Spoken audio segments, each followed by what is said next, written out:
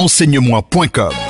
Enseigne-moi.com, le site numéro 1 d'enseignement chrétien. Le site numéro 1 d'enseignement chrétien. Enseigne-moi.com, Parce que son peuple périt faute de connaissances. Enseigne-moi Toute la parole de Dieu sans compromis. Apporter l'évangile, la parole transformatrice, non pas la parole religieuse. Père, je te confie ce petit instant d'exaltation qui peut-être beaucoup vont rejeter, mais peut-être aussi d'autres vont accepter. Car il nous sera fait selon notre foi.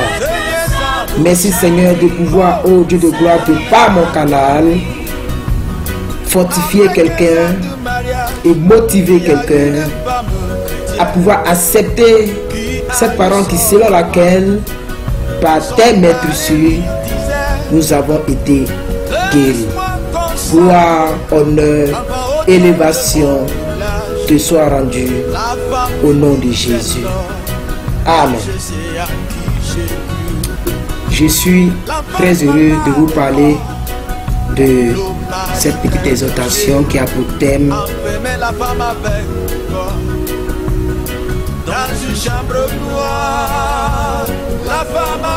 nous avons été guéris. Nous avons été guéris. Vous allez comprendre que dans cette séance d'enregistrement, nous avons commencé à faire sortir certaines vérités qui font du bien à tout le corps du Christ qui accepte. Le problème, c'est d'accepter la parole. Si vous l'acceptez et que vous laissez pénétrer en vous cette parole, elle va produire et elle va germer et grandir. En tel enseigne que les gens diront que mais non, il blasphème, elle blasphème, elle est folle. Sa manière de penser est contraire à une pensée humaine. Ce n'est pas un homme qui parle, oui. Et Dieu, notre Dieu que nous adorons, il aime des gens qui pensent comme ça. Parce que lorsque vous lisez Corinthiens, 1 Corinthiens, l'apôtre Paul dit que nos pensées ne sont pas les pensées de Dieu. Et la sagesse de l'homme est une folie devant Dieu. La sagesse de Dieu devient une folie devant l'homme. Quand vous voyez, il était une fois quelqu'un dans la Bible qu'on appelait Lazare qui était mort. Et la Bible dit que moi, mon roi des rois, le Dieu qui était depuis Genèse 1 jusqu'à l'Apocalypse, Jésus-Christ de Nazareth, aimait cet homme. Il aimait Lazare. La Bible dit que Lazare était son ami. Mais il a fallu que Jésus fasse ce que Dieu lui dit de faire et non pas ce que lui, il doit faire. Parce qu'il dit, je fais ce que mon Père dit de faire, je fais ce que j'ai vu mon Père faire. Et aujourd'hui, moi, plus que 20 ans, on m'appelle chrétien. Je dois faire ce que j'ai vu Jésus dans les Saintes Écritures faire. Il est arrivé quelque part qu'il y a une femme qui avait besoin que Jésus intervienne pour que sa fille soit guérie. Vous connaissez l'histoire avec moi. Jésus était tellement épaté de la foi de cette dame qu'il a dit, femme, ta foi est grande. Vous m'écoutez, il vous sera fait selon votre foi. Il vous sera fait selon votre manière, votre perceptive que vous avez de la parole de Dieu. La parole de Dieu est réelle. Elle est réelle. La Bible dit que la parole de Dieu est la puissance de quiconque croit. C'est-à-dire que les promesses et les puissances et tout ce qui se trouve dans cette parole n'est pas accessible à tout le monde. C'est pourquoi notre père Ivan Castanou, le pasteur Ivan Castanou dit ceci, pouvait dire que les voies de Dieu sont pénétrables, mais pas pour tout le monde. Les pensées de Dieu sont pénétrables, sont compréhensibles, mais pas pour tout le monde. Quelqu'un qui ne peut même pas croire que Jésus habite en lui. Quelqu'un qui ne se fait pas confiance dans une petite mesure. Tu ne peux même pas te dire que quand tu te regardes dans le miroir, que je suis le reflet parfait de Christ. Ah, je suis la lumière du monde, le sel de la terre. Ça, ce sont les béabas de la croyance. Mais ceux dont je vais vous parler, on va encore au-delà de ça. Oh, il existe des gens qui ont 20 ans, 30 ans, 40 ans de ministère, ou bien de conversion, et qui ne croient même pas que leur corps est le lieu où l'Esprit Saint est réfugié. pour pouvoir œuvrer dans ce monde. C'est une vérité. Quand vous l'entendez, quand vous l'écoutez, quand vous l'acceptez à l'intérieur de vous et que cette vérité entre à l'intérieur de vous, vous verrez la puissance de Dieu se démontrer au travers de vous. Vous n'aurez plus besoin d'adorer quelqu'un. Vous n'aurez plus besoin d'imiter quelqu'un. Vous serez l'homme que Dieu vous appelle à être. Et je vais vous appeler parce que je vais vous rappeler cela parce qu'il y a plusieurs qui acceptent le fait qu'un chrétien c'est un homme normal. Donc c'est normal qu'un chrétien tombe malade. Et c'est ce que nous voulons débattre cet après-midi. C'est ce à quoi je suis venu vous parler, vous exhorter, afin que de par votre foi, si vous acceptez cette parole, comme je l'ai dit, elle va germer, elle va grandir, elle va ressortir, et vous ne tomberez plus malade. Vous pourrez faire 1 an, 365 jours, sans même constater mal de tête. Je dis bien mal de tête. Je suis un témoignage vivant de ce que j'enseigne, frère. Je suis un témoignage vivant de ce que je suis venu vous donner comme exhortation. Vous savez, j'étais à la chair, je suis tombé à la chair à cause d'une maladie. Et là, j'ai prié, j'ai dit, Père, je ne tombe plus malade, c'est terminé. Moi, mon corps est immunisé contre toute maladie, contre toute infirmité qui puisse exister. C'est fini, c'est terminé. Et je vous assure, lorsque le 2 juillet 2012, où je suis tombé à la chair, et il a fallu que la maman pasteur vienne me donner des comprimés pour que je me lève. Cela a fouetté mon orgueil et j'ai déclaré, j'ai ordonné, Père, je ne tombe plus malade. Quand les Écritures m'ont dit que j'ai été déjà guéri, nous avons été déjà guéris. Toute l'année 2013, le fait que j'emprunte de plus à 4 h du matin, je vais à l'école. À l'école, j'ai une cellule. À Niago, je demandais. À l'église ici, je suis débordé. Je joue en même temps la batterie. Je suis responsable de la famille Joseph, c'est-à-dire la jeunesse. Je repars ici, je ressors ici. J'ai beaucoup de choses à faire. Mais mon corps n'a jamais accepté la maladie parce qu'il me sera fait selon ma foi. Alléluia.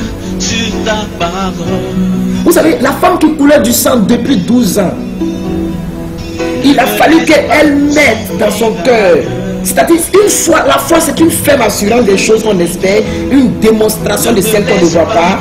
C'est ce que nous dit le livre des Hébreux 11, n'est-ce pas? Mais vous allez comprendre que la démonstration de la chose qu'on ne voit pas, c'est de dire une chose qu'on n'a pas encore vue. C'est-à-dire tu crois à l'accomplissement de la chose que tu ne vois pas à l'œil nu. Et cette chose arrive à l'existence. Tu es malade, tu sens la douleur, tu sais que tu es malade, mais tu dis, passez mes tressures. Pierre dit, j'ai été guéri. Écoutons, lisons la parole, lisons les Écritures. Ésaïe 53, à partir de son verset 5, je pense. Regardez, Ésaïe avait prophétisé cela. Avant la venue de Jésus, il dit, passez mes tressures, vous serez guéris. Il dit, regardez ce qu'il dit. Il dit, il arrivera un prophète comme moi. Il viendra parler de son Père. Il viendra parler de Dieu. Écoutez-le. Car par ces tressures, vous serez guéris. Écoutez-moi, écoutez, il n'a même pas dit vous, excusez-moi. Il dit, nous sommes guéris. Et voilà ça, lisons 5. Mais il était blessé à cause de nos fautes. Il était écrasé à cause de nos péchés. La punition qui nous donne la paix est tombée sur lui. Et c'est par ces blessures que nous sommes guéris. Je vous lis avec la parole vivante, la version parole vivante. La punition qui nous donne la paix, c'est-à-dire la crucifixion, le prix, le péché, alléluia, qui nous donne la paix est tombé sur lui. C'est-à-dire quoi? Le péché que moi, Daguet, vainqueur, j'avais fait, qui devait me donner la punition, est tombé sur lui afin que nous ayons la paix et que de par cette paix-là, nous ne tombions plus malades. Je n'ai pas dit qu'un chrétien ne doit pas tomber malade. Un chrétien ne devrait pas tomber malade. C'est quand même différent. Hein. Un chrétien ne devrait pas tomber malade. Ils vont dire, mais l'apôtre Paul a dit non, que mais, tous les chrétiens, nous sommes tous confrontés à des mêmes souffrances. Frère, la parole de Dieu doit s'étudier dans le contexte. Quand l'apôtre Paul dit que nous sommes tous confrontés aux mêmes souffrances, il ne parle pas de la maladie. Même s'il parle de la maladie, il dit le corps que nous avons. Frère, c'est vrai que nous sommes sauvés, mais nous avons un corps mortel. Mais Jésus est venu lorsqu'il a maudit le figuier. Les apôtres se sont sentis frustrés. Mais pendant combien de temps est-ce qu'il est fait et que nous ne le fassons pas? Jésus dit, si vous avez la foi comme un grain de sénévé, le plus petit des grains qui puisse exister, si vous avez la foi, vous direz à cette montagne, ôte-toi de là et jette-toi dans la mer, et elle va vous obéir. Alléluia. Alors voilà ce que Ésaïe a commencé à prophétiser. Il dit, mais il était blessé. Il était blessé à cause de nos fautes. Il était écrasé à cause de nos péchés. La punition qui nous donne la paix est tombée sur lui. Et c'est par ses meurtrissures, c'est-à-dire c'est par ses blessures, que nous sommes guéris. Alléluia. Regardez le verset 6, il dit, nous étions tous comme des moutons, comme des brebis perdus. Chacun suivait son propre chemin. Et le Seigneur a fait retomber sur lui nos fautes. À nous tous. Regardez, il dit, la version parole vivante dit nos fautes à nous tous. Ça c'est Isaïe qui le dit. C'était une prophétie. Mais la prophétie doit s'accomplir. Et vous allez voir, Pierre qui a été le premier prédicateur du monde avant que Jésus, quand Jésus est parti, la première personne qui a élevé la voix pour prêcher l'évangile, pour exhorter quelqu'un, c'était Pierre. C'est pour ça qu'il dit que la pierre que vous avez rejetée est devenue la principale. Et c'est sur cette pierre que je bâtirai mon église. C'est Pierre qui a fait relever l'église. Et regardez ce qu'il dit. Lorsque nous prenons deux pierres, alléluia, Seigneur aide-moi. Merci Seigneur pour ta parole. Nous n'avons plus à tomber malade, frère. Nous n'avons plus à tomber malade. Oh, nous ne devons plus tomber malade. 1 Pierre 2, 24. 1 Pierre 2, 24. Regardez la compréhension de Pierre. Écoutez très bien la compréhension de Pierre. Regardez ce qu'il dit. 1 Pierre chapitre 2, verset 24. Regardez ce que Pierre dit. Il dit, sur le bois de la croix, il a porté lui-même nos péchés dans son corps. C'est pourquoi nous avons cessé de vivre pour le péché et nous pouvons mener une vie qui plaît à Dieu. C'est par ses meurtrissures qu'il vous a guéri. La version Louis II dit, c'est par ses meurtrissures que vous aviez été guéris. Alors vous n'avez pas encore à être malade. Vous aviez déjà été guéri. Alors votre corps ne doit plus accepter la maladie. C'est-à-dire quoi? Vous ne devez plus tomber malade. Regardez un peu. L'autre côté, Ésaïe a dit, c'est pas ces meurtrissures que nous sommes guéris. Il se met dedans. Mais Pierre a compris l'évangile de la nouvelle création. Il dit, c'est pas ces meurtrissures que vous avez été guéris. Vous avez été guéris. Regardez le temps. Vous aviez été guéris. C'est déjà fait. C'est déjà fait. C'est pas ces meurtrissures que nous ne devons plus aller en enfer. C'est pas ces meurtrissures que nous sommes déjà guéris. Alors maintenant, je n'ai plus à être malade encore. Et depuis je marche selon ma voie, je suis égal. La foi amène à l'existence les choses qui n'existaient pas. Ce que je suis en train de dire, ça paraît simple. Mais si tu crois et si tu te dis mon corps, tu ne tombes plus malade. Hey, vous pensez que quand on le dit, c'est facile. Quand tu finis de prêcher comme ça, tu vois la maladie t'attaque. La maladie va t'attaquer. C'est là maintenant tu mets ta foi en application. Tu dis corps, est-ce que tu m'attends? Poumon, est-ce que tu m'attends? Tu dis gros intestin, la gastro qui est là-bas, là, tu dis que tu sors.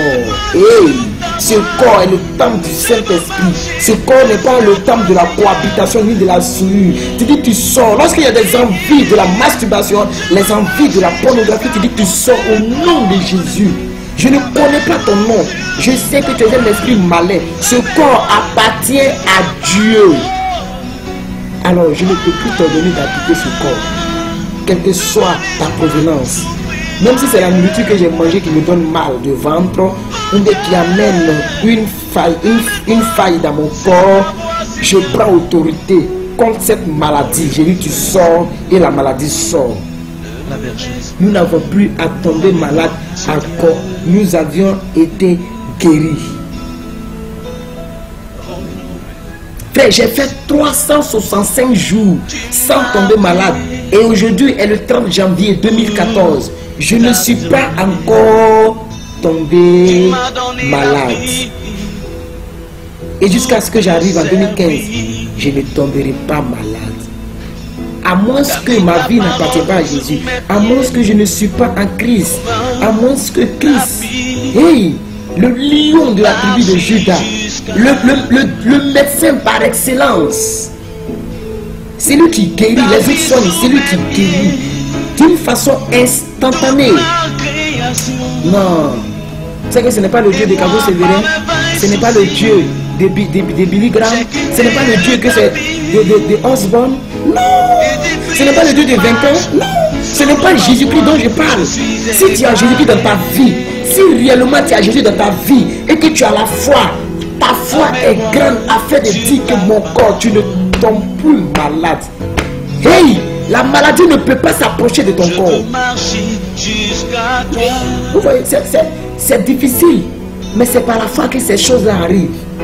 Lorsque nous le prêchons, c'est parce que nous avons vu cela s'accomplir. Il y a même des leaders qui vont commenter peut-être cette vidéo et qui diront que ce que j'ai dit c'est faux. Oh, c'est une vérité.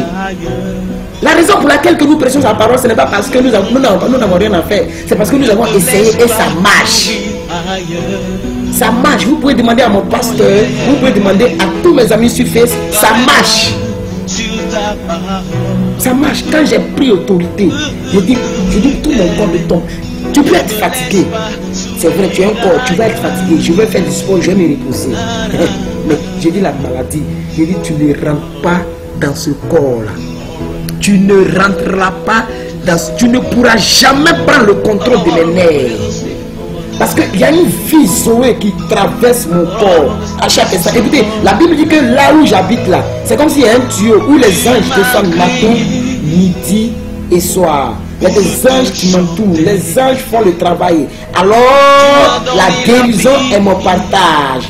Il y a des gens qui disent que Dieu prend la maladie pour punir ses enfants. Ou que Dieu prend la maladie pour éduquer ses enfants. Ça, c'est une folie. Il n'y a rien de plus faux que cette parole. Dieu manque de créativité. Si je peux emprunter les mots de Ivan Castanou, Dieu manque de création. Dieu manque de créativité. Non, Dieu manque d'innovation. Il est l'épicentre de la vie chrétienne. Il est le créateur du ciel et de la terre. Il est celui qui a reçu le nom au-dessus de tout nom. La Bible dit que ton papa qu'on appelle Jésus, il a reçu le nom au-dessus de tout nom. Ça veut dire que s'il y a un nom qu'on appelle le sida, toi, le nom de ton Dieu est au-dessus de sida. Alors tu n'as qu'à dire qu'au nom de Jésus, tu quittes mon corps. Et cette maladie va partir. Ramène-moi sur ta parole. Vous allez comprendre avec moi que la maladie, c'est la respiration de Satan. Ne me laisse pas. La maladie ne vient pas de Dieu. Toutes les maladies, c'est la première vidéo que je vais poster sur la page de mon cœur. Vous allez voir qu'on a un niveau, un stade très élevé ici. On a un niveau très élevé de la foi. On a beaucoup de choses à faire. Il y a des vies à changer. Il y a des générations à bâtir. Il y a des âmes à sauver. Il faut procéder. Ramène-moi sur ta parole. Ne me laisse pas souffrir ailleurs. Mon Dieu, ramène-moi sur ta voie, Seigneur.